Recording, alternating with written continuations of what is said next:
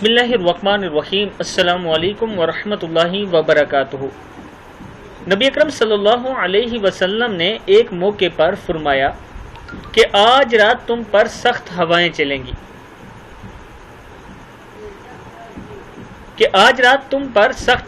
چلیں گی تو اس میں کوئی کھڑا نہ ہو، جس کے پاس اونٹ ہو وہ اس کی رسی مضبوط باندھ دے۔ چنانچہ بہت سخت ہوا چلی، ایک شخص کھڑا ہو گیا، اسے ہوا نے اٹھا لیا حتیٰ کہ اسے تیگ کے پہاڑ پر پھینک دیا۔ صحیح مسلم میں یہ موجود ہے۔